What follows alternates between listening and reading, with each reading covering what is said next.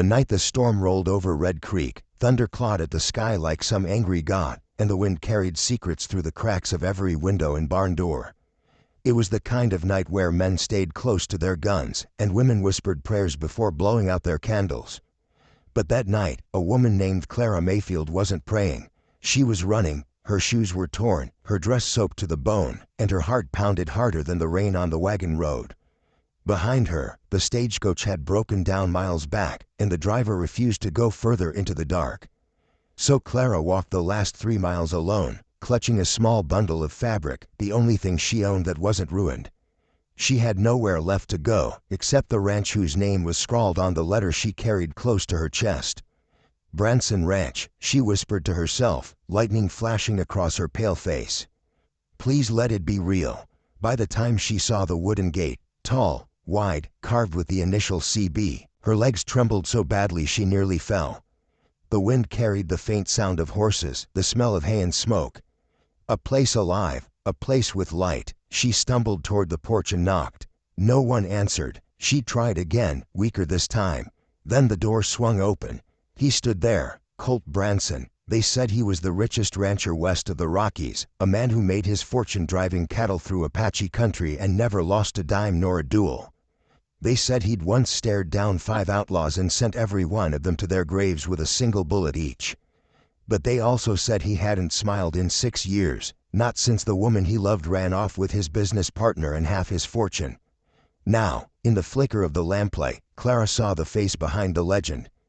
A tall, broad-shouldered man with eyes like gunmetal and a beard rough as the land he ruled. He looked her over once, soaking, trembling, small, and his jaw tightened. "You lost?" he asked, voice deep as thunder. She tried to speak, but her throat burned with cold and fear. I was told you needed a seamstress. I can sew, I can fix clothes, mend saddles, anything. I just need work." He stared a moment longer, then stepped aside. "You look half dead. Get inside before the storm finishes the job." Clara stepped into the wharf, the smell of coffee and firewood wrapping around her like a blanket. He handed her a towel without another word. When she looked up to thank him, he'd already turned away, shoulders heavy, boots echoing on the wooden floor. That night, she slept in the spare room above the kitchen, listening to the storm fade into silence. She didn't know then that she had just walked into a story that would change both their lives, and the way the whole town whispered their names forever after. By morning, the sun shone on the plains, and Red Creek was alive again. Clara woke early, determined to earn her keep. She found the sewing table in the corner, dusted it off, and began patching old coats, shirts, anything she could find. She worked quietly, humming under her breath, her hands deft and sure. It wasn't long before Colt appeared behind her. "You start early," he said, leaning against the doorframe. "Didn't figure you'd still be here." She turned, startled but calm. "You said you needed someone to mend. I don't take up much space." He gave a small grunt, half approval, half surprise. "Fair enough." As the days passed, she learned that he was a man of few words but many watchful silences. He'd ride out before dawn, return at dusk, and sit by the fire without ever saying much. Yet sometimes, she caught him glancing her way, quick, guilty looks that he never let last too long. Clara wasn't sure what scared her more, his silence or her growing wish to hear him break it. Then came the night that broke everything. A storm rolled in again, fierce and sudden. The ranch hands were gone to town, and only Clara stayed behind, working late in the barn under a single lantern. Her corset, old and frayed, bit into her ribs with every breath. She tried to adjust it, but the string gave way and snapped. The sound startled her, sharp and cruel in the quiet. The corset loosened, slipping halfway down her waist. She gasped, clutching her shirt closed just as the door burst open. "Clara," Colt's voice boomed, full of wind and rain. "You still out here? It's—" He froze mid-step. The sight hit him like a bullet. There she stood, lamplight painting her skin gold, shoulders bare where her dress had fallen, her corset hanging in her hands. Her hair was damp, falling loose over her collarbones, and her eyes wide with shock. It tore," she stammered. "I was fixing." He didn't answer, couldn't. He'd faced death and bandits and betrayal, but nothing had undone him like this. This innocent, trembling woman in the half-light, clutching her corset like it was her last defense. The air between them felt charged, thick enough to choke on. Rain drummed on the roof.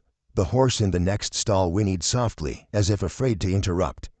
"Don't move," Colt whispered, voice low and rough. "You'll cut yourself." She froze, heart hammering. He stepped closer, slow, careful, like approaching a frightened mare. He reached out, not for her, but for the torn lace in her hands. His fingers brushed hers, warm despite the cold. "This," he murmured, holding the corset string up to the light. "This thing strangled enough breath out of women to kill him twice." "You don't need it." Clara's voice trembled. "It's all I have. Without it, I look improper." He looked at her then, really looked. Her face, her eyes, her bare shoulders glimmering with lantern light. And something inside him broke open. "You look alive," he said quietly. "And that's proper enough for me." He'd turned away before she could answer, jaw tight, eyes dark with something he didn't trust himself to name. "Get some rest," he muttered. "Storm's bad tonight. Don't stay out here alone." She watched him go, her hands still shaking around the torn corset. And though neither spoke of it after, that moment hung between them like lightning waiting to strike again. But gossip spreads faster than wind in Red Creek. Within days, the town was whispering. "They say Branson's got a girl living under his roof," muttered one shopkeeper. "Ed Taylor's daughter, no family." "You know what that means," another snickered. By the end of the week, Clara couldn't walk into town without feeling eyes on her. Colt knew it too. The first time someone made a comment loud enough for her to hear, Colt turned his horse around, stared the man dead in the eye, and said, "Say that again, and I'll make you swallow your teeth." After that, no one spoke within his earshot again, but whispers don't die easily. One night, Clara found him sitting by the fireplace, shoulders heavy, a bottle half empty beside him. The firelight made him look older, lonelier. She hesitated, then stepped closer. "Colt," she said softly, "you shouldn't fight the whole town because of me." He looked up slowly. "They can think what they like. I don't owe him my name, and neither do you." "I do owe you, though," she whispered. "You gave me shelter, work, safety." His jaw flexed. "I didn't do it for debt, Clara." She didn't know what to say. He stood, towering, but his voice was softer than she'd ever heard. "You fixed more than torn clothes here. You mended something I thought was gone." He paused, eyes burning into hers. "You made this house feel like home again." Her breath caught. "Don't say that. You don't know me." "I know enough," he said. "And what I don't, I'd like to." Before she could speak, a knock echoed through the room. A ranch hand burst in, breathless. "Mr. Branson, the barn's on fire." They ran into the night, smoke already choking the air. Flames licked the sky, painting the fields orange. The horses screamed, trapped inside. Colt shouted orders, but Clara was already running, skirts flying, ignoring his calls. "Clara, stop!" he roared, sprinting after her. She vanished into the smoke. He cursed, grabbed his coat, and plunged in after her. Inside, chaos, heat, fire, animals kicking against stalls. He saw her near the back, trying to free a fold tied to a beam. The roof cracked above her. "Clara!" He lunged forward, wrapping his arms around her just as the beam fell. They tumbled, his coat covering her from the flames. Somehow, he dragged her out, coughing, burned but alive. Outside, he laid her down on the dirt, his hands trembling. Her face was streaked with ash, her dress singed, and in her grip, miraculously, was that same torn corset. "You're out of your mind," he rasped, half angry, half terrified. "You could have died," she coughed, weakly smiling. Didn't want the horses to die." He laughed then, raw, broken laughter that turned into something else. He dropped to his knees, hands shaking as he brushed the soot from her face. "I swear to God, woman," he whispered, "you scare me worse than any outlaw ever did." She looked up at him, dazed but alive. "Then why save me?" "Because I can't lose you," he said simply. "Not now." For a moment, they just stared at each other, the fire crackling behind them, dawn creeping over the hills.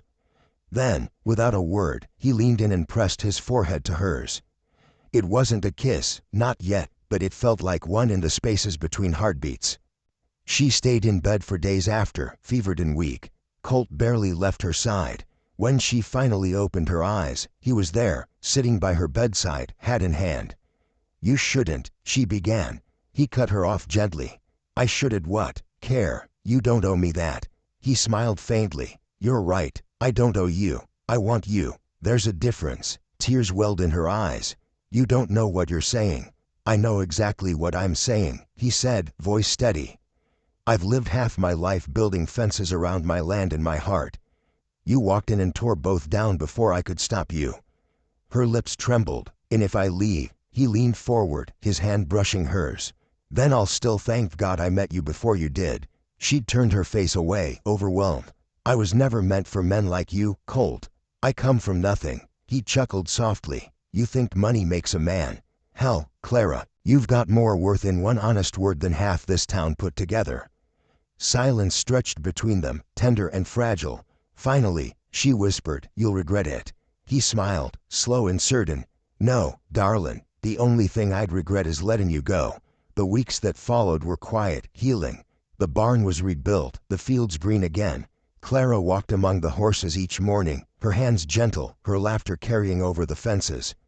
The townsfolk eventually stopped whispering. Even they could see what was written on Colt's face whenever he looked at her.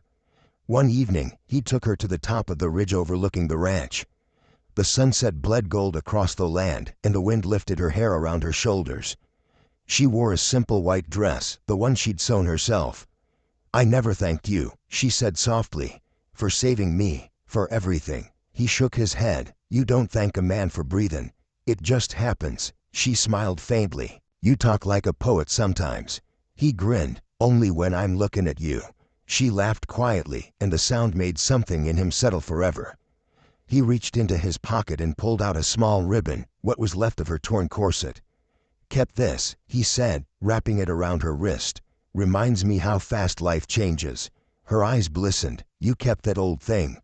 "I swore the night it fell, you'd be mine forever," he said simply. "Guess I meant it." She looked at him a long moment, the wind whispering through the grass. "And what if forever's not long enough?" He smiled. "Then I'll start over with you in the next life."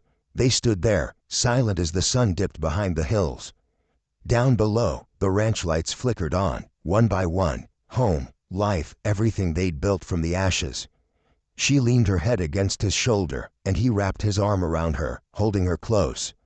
The world had turned hard and cruel around them, but in that moment it felt small and kind. They didn't need a church or a preacher to tell them what they already knew. The girl who dropped her corset had made the richest cowboy in Montana drop his pride, his loneliness, and every wall he ever built. And somewhere in the fading light, as the wind carried their laughter down to the valley, Red Creek found a new story to tell, the kind that outlives men and storms alike. A story about a woman who came from nothing, and a man who had everything, until she taught him what forever really meant.